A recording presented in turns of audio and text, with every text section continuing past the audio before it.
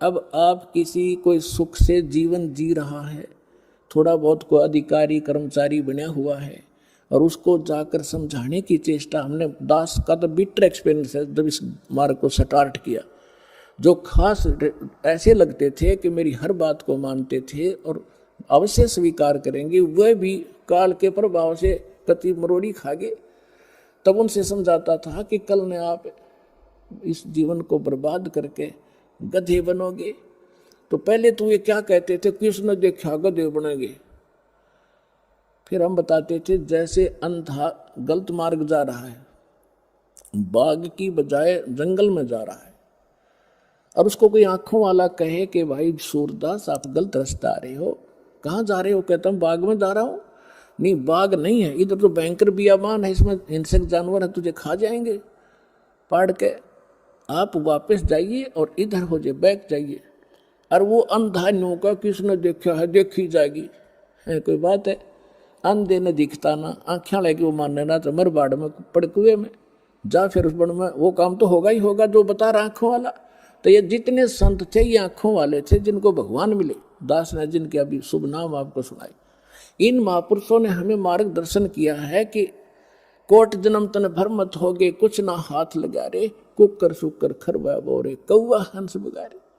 कालजा पाट जाए जब, जिस दिन आपकी अकाल की भांग उतर जाएगी, कुत्ते गधे सुअर बन जाओगे। आज तो आपका दस्ती को ना काम बन जाएंगे, क्यों समय पर टूक मिल रहे हैं, अच्छा बढ़िया कोठी मिल गई और समझना रिया कहानी बिगड़ेगी, मृत्यु के तुरंत मृत्यु हुई और फिर वो काम आपका तैयार है जो संतों ने पहले बता रखे। तो वो क्या कहता है जिससे हम समझाया करते, देखी जाएगी किसने देखा। अरे देखा जिन्हें वो बता रहे हैं वो मूर्ख थोड़े ही थे। तो अंधे ने ना दिखे तो आँखों की मान लेनी चाहिए। और फिर देखी जाएगी, गधा अपने पास के देखेगा, फिर तो कुम्हार देखेगा। अपना देखना देखना तो अब है, बुराई छोड़ सत्ज्ञान ग्रहण कर, गलत साधना भी त्याग, और सतलोक आश्रम बरवाला जिला हिसार में और कल्याण करा।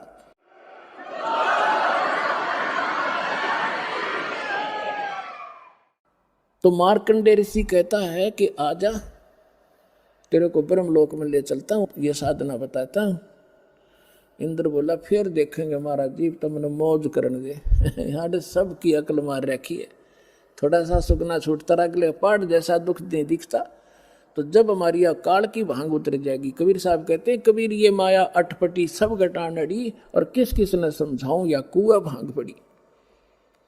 अब जिस तो बात करो सुबह बोली बोलेगा। जैसे किसी ठेके पे देखो, शराब वाले पे शाम के समय 5-7 घुटी ला कर आ रहे हो, और उन तो बात करो कहाँ गया ना, मौज मार के आया हूँ। दूसरे तो करोगे वो भी यही भाषा बोलेगा, और ऐसे लड़खड़ा के चलेंगे। सबकी एक जैसी चाल, एक जैसी भाषा होगी। तो जिसने अकाल की भांग पी रखी है, सब यही भाषा प्रयोग करेंगे, वो बोल ही नहीं सकते दूसरी, उनके बस की बात नहीं। तो इस सत्संग से, इस तत्व ज्ञान से, ये एंटीबायोटिक जो कैप्सूल आपको खिलाए जाएंगे, इससे अब भांग उतरेगी, और फिर नो पता लगेगा गधे बनेंगे। अब नशा उतरे पाछा पता लगा आदमी ने कि रात ने कहाँ पड़ा था कुरड़ियों पर गंद में, उसको देख देख कर भी गला नहीं बनेगी, सचमुच शराब पी के यहाँ गिरा था मैं रात को। तो उस समय आपको आभास होगा। तो इन आँखों वालों ने बताया है। अब वही क्या बता रहे हैं कि असंग जन्म तन मरता होगे, जीवित क्यों न मरे रे। अब असंग जन्म मरते होगे, जीवित मरना क्या है? जीवित ही एक तो ये है कि आप किसी की इस माया की जो होड़ है, कोई कोठी बना रहा है, कोई कुछ कर रहा है, कोई बिजनेस बड़ा कर रहा है, कहते इसकी रीस ना करो। अपने भगवान की आप सचिथि देख लो। एक झोपड़ी में रहा करते थे, कपड़ा बन के अपना रोजी रोटी चला रहे थे, जमीन पर कपड़ा बनाते थे। अब वो क्या कहना चाहते हैं कि अगर वो उन कोठी बंगले आने की रीस करते थे, एक वचन से बना लेते, एक महल देखने जोगा, सारा संसार देखना आवे। लेकिन इस लोक में फिर हम भी फिर वो कोठी गार्डन में लगे रहते, वो तो अपने वचन से बना लेते। तो उन्होंने झोपड़ी बनाकर टाइम पास इसलिए रिहर्सल करके दिखाया, इस गंदे लोक में इतना भी पर्याप्त है। घर ते 3.5 हाथ, गणाते 4.25। कबीर साहब कहते हैं क्या क्या चढ़ा हुआ मैडिया, लंबी भीतुसार, और घर तो 3.5 हाथ, घना तो 3.25। एक रोहतक के अंदर एक वो बना हुआ था, उसमें मार्केट सी बना हुआ था, दुकानें बना रहा था, और क्या बता रहा था कि 5 लाख रुपए महीने का मुझे, सन 1988-89 की बात है, 5 लाख रुपए महीने का नीचे नीचे के फ्लोर का किराया करेगा, और 3-4 मंजिल बनाऊंगा। आज के तो मेरे ख्याल 50 लाख कह सकते हैं उनको। और वो बनाते बनाते उसका लेंटर डला था, और महीने की उनकी तनख्वाह दे रहा था, वो देकर तनख्वाह, जो नौकर लगे हुए थे वहाँ मजदूर सेवादार, उनको तनख्वाह देकर वो अपनी गिन रहे थे, और वो नहाने लग गया वहीं पर। गर्मियों का दिन था, टूटी चला गया, नहा के तय मंद बांधा था भगत ने, और जो बलो डिग के गिर गया हार्ट अटैक हो गया, चाट ले उसको ठीक नहीं। परमात्मा कहते कहाँ चढ़ावे मैडिया लंबी भी तुषार, घर तो 3.5 हाथ, घना तो 3.25। कहने का भाव ये है कि यहाँ इस ज्ञान से आपको पता चल, एक तो ये जीवित मरना है कि हमने लोगों की इन बकवादों की रीस नहीं करनी, नकल नहीं करनी, और दूसरा वास्तविक ये मरना है कि जैसे जिस कर्म को, जिस क्रियाओं को, जिस धन को, जिस घर को और जिस व्यवसाय को आप छोड़कर सत्संग में नहीं आना चाहते, ये सोच लेते हो कि वो हानि घनी हो जाएगी, या भूल लाग रही आपके, सत्संग मानते और भगवान के लिए चलता आदमी, उसके तो सुख होया करे, और थोड़ी बहुत हानि भी होती है तो ना जाने के बिजली गिरनी थी, वह थोड़े में टलेगी, ये सत्कर मान लेना। तो जैसे वहाँ से चलते हैं तब चला जाएगा। नो सोच ले, जैसे एक नाइट सर्विस में जा रहा था भगत, नाइट सर्विस में गया था और वापस आना था उसने, कोई घना जरूरी काम था, इसलिए रात की सर्विस पकड़ी। वह नाइट सर्विस की बस एक्सीडेंट हो गया और वो मर गया, मृत्यु को प्राप्त हो गया। अब वह जल्दी भी गई, वह जरूरी काम भी रह गया। अब जैसे नो सोच ले यहाँ आने के लिए कि जैसे आज हमारी मृत्यु हो जाए, तो जिसके लिए हम सत्संग में भी नहीं आना चाहते वो भी गया, वो कतिये खत्म हो गया। तो ये सोच कर यहाँ चल पड़ा कि नो सोच लो मेरी मृत्यु होगी आज, और 3 दिन 4 दिन आप आ जाओ यहाँ मृतक हो गए। अब 3 दिन में 4 दिन में यदि कोई हानि होती है तो फिर जाकर संभाल लेंगे उसने, वैसे तो होगी नहीं, परमात्मा आपको घना सारा देगा। और जब परमानेंट टिकट कटगी फिर क्या करोगे, फिर भी तो रहेगा सारा काम धरा।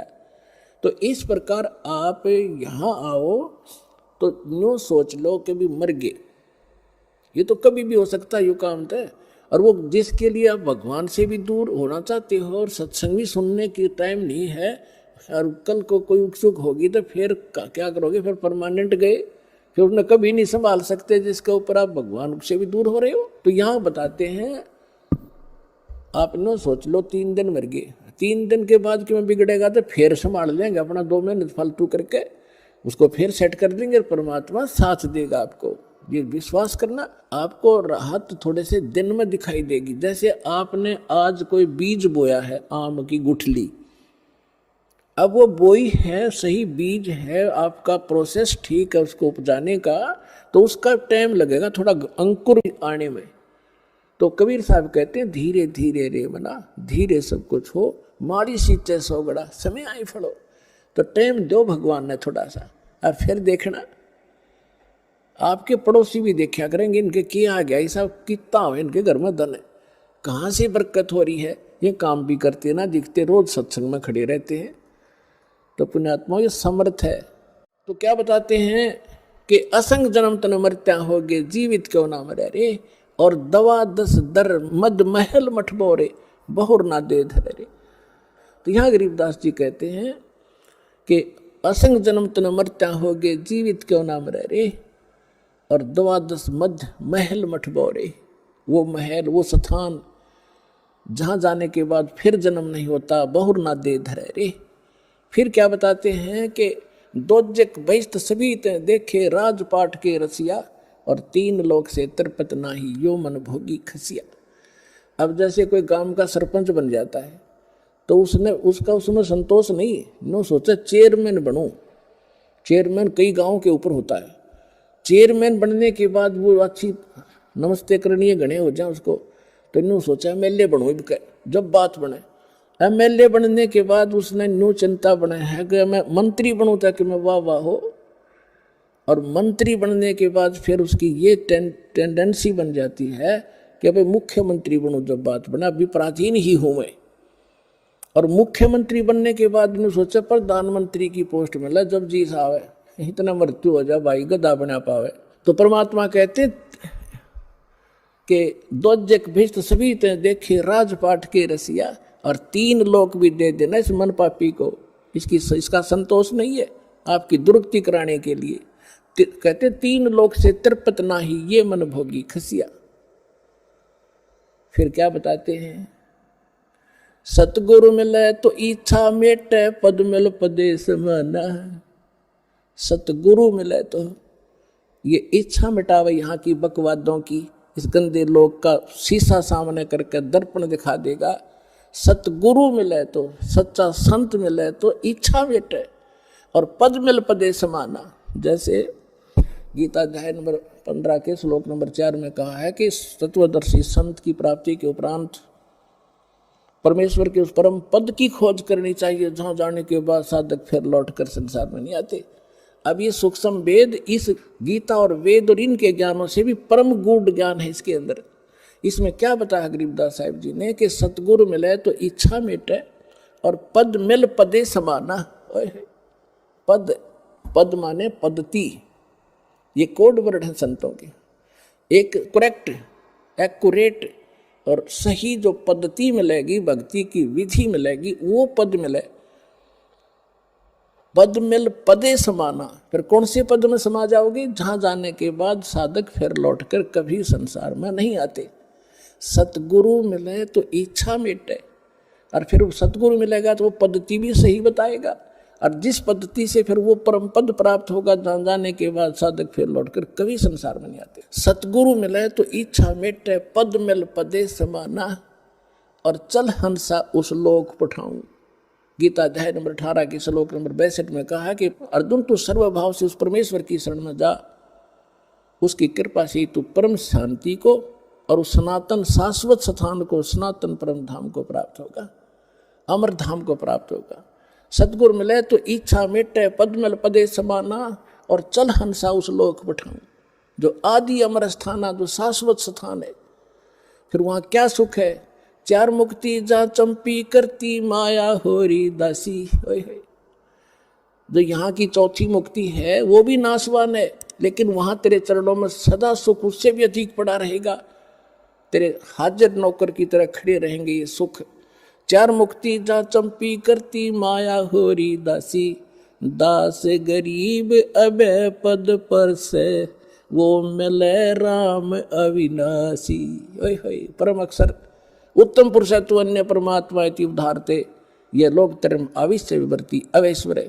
कहते वो अविनाशी परमात्मा मिलेगा और 4 मुक्ति तेरे चरणों में सदा पड़ी रहा करेंगी। तो वो साधना इस दास के पास उपलब्ध करो और अपना कल्याण कराओ।